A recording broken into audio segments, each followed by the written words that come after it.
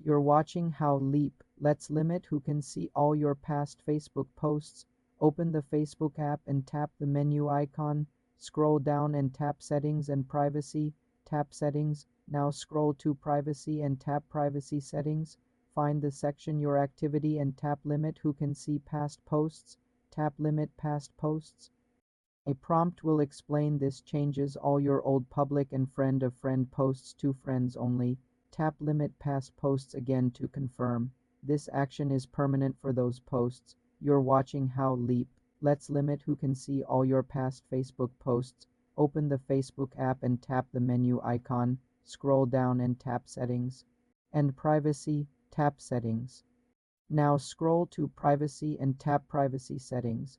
Find the section Your Activity and tap Limit who can see past posts. Tap Limit Past Posts.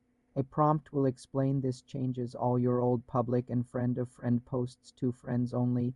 Tap Limit Past Posts again to confirm. This action is permanent for those posts. Future posts will use your default audience setting. To review individual posts, use the activity log in your profile settings instead. For more simple tech tutorials, subscribe to the channel.